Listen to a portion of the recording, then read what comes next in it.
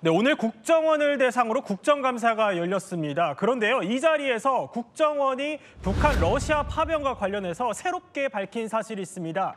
이번 파병 소식이요, 북한 주민들에게 퍼지면서 이게 동요가 감지되고 있다는 거거든요. 전 기자, 구체적으로 어떤 식으로 동요가 이루어지고 있다는 거죠? 북한은 내부에서 파병 사실을 감추고 있잖아요. 어떻게까지 하고 있냐면 이 부분이 밝혀진 건데요. 군 장교들한테 휴대전화 사용도 금지를 시켰다고 합니다. 그리고 차출된 병사들은 당연히 입단속을 했겠죠. 그런데 거기다가 이 차출된 병사들 가족들한테는 파병 가는 게 아니라 훈련 간다. 이렇게 거짓으로 설명을 했다고 합니다. 그런데도 그렇게 꽁꽁 감추려고 하는데도 파병 소식이 전 세계적으로 퍼지고 있잖아요. 그래서 북한 군인들이랑 주민들 일부는 왜 남의 나라를 위해서 희생을 하느냐 이런 이야기까지 나오고 있다고 합니다. 그렇군요. 그럼 브리핑 내용대로라면 전 기자, 이게 뭐 파병으로 인한 파장이 북한 내부에서 만만치 않은 것 같은데 그럼 현재 얼마나 많은 북한군이 러시아로 지금 가 있는 거죠? 지금 국정원이 파악하기로는 3천여 명이 가 있다고 보고 있습니다. 그런데도 이 실제 규모가 더 많을 가능성은 열어두고 있거든요. 이 규모가 계속 달라지고 있긴 합니다.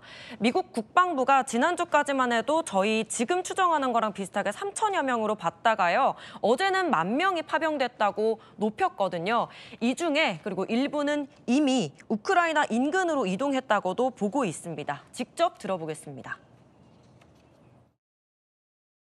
We believe that North Korea has sent around 10,000 total soldiers to train in eastern Russia that will probably augment Russian forces near Ukraine over the past several weeks.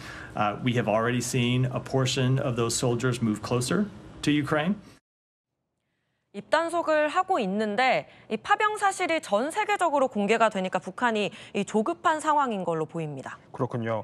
그런데 미국은 그럼 어떻게 보면 일주일 만에 이 북한군 수가 3배가 넘게 늘었다 이렇게 추산을 한 건데 그러면 북한군이 일부가 이동했다, 미 국무부가 이렇게 밝힌 우크라이나 가까이로 이동했다. 이게 어느 지역을 얘기하는 거죠?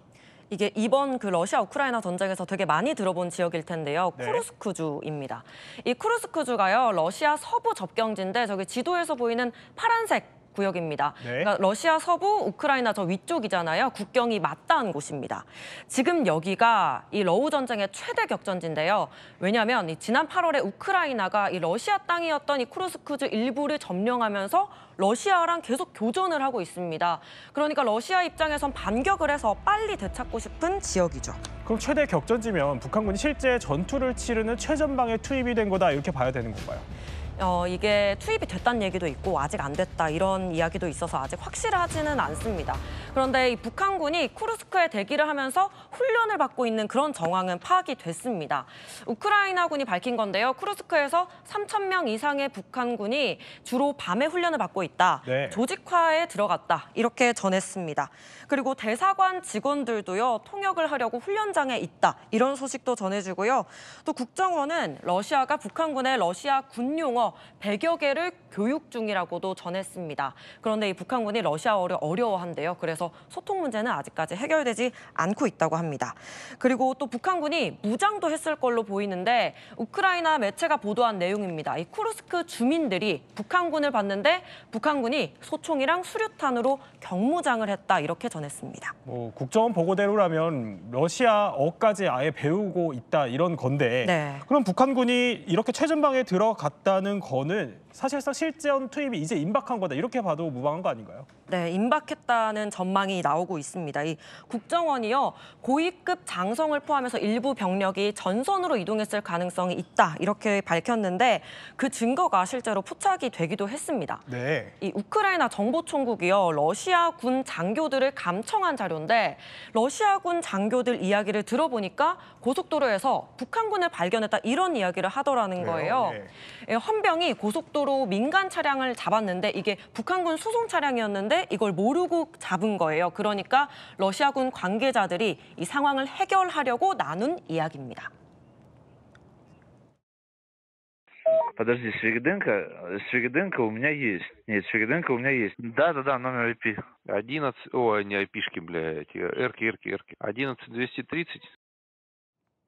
이 대화 속 장교들 8.10 독립해병여단 소속인데요. 이 8.10 여단은 쿠르스크주 아까 말씀드린 그 접경지 내에서 전투 중인 부대입니다. 북한군이 트럭을 타고 이 최전방 쿠르스크주로 이동하고 있다는 걸 알 수 있는 대목입니다. 이 뉴욕타임즈도 소식을 전했는데요. 북한 군인들이 우크라이나 국경에서 40km 떨어진 임시 막사에서 생활을 하고 있다. 이렇게 전했습니다. 임시 막사에서 생활을 하고 있다. 그러면 뭐 사실상 벌써 전쟁에 투입되는 것 같은데 이게 사실 파병 소식이 전해진 지는 얼마 안 된 거잖아요. 그렇죠. 저희가 생각을 해보면 우리 정부가 파악하기로는요. 이 러시아 파병 시점이 지난 8일부터 13일까지거든요. 네. 그러니까 따지자면 지금까지 21일 정도밖에 지나지 않은 건데 그럼 2주 훈련을 받고 전장에 투입된다. 이렇게 볼 수 있습니다. 우리 정부의 대응도 사실 궁금해요. 좀 어떻게 대응을 준비하고 있습니까? 네, 지금 정부 대표단이 우크라이나를 방문할 예정입니다. 정부 대표단이 홍장원 국정원 1차장이 이끄는데요. 이 전쟁 상황에 대한 정보를 공유를 하고 또 향후 협력 방안을 논의할 예정입니다. 또 윤석열 대통령은 나토 사무총장이랑 통화를 했는데 북한 파병에 대해서 단계적 대응 방안 논의하기도 했습니다.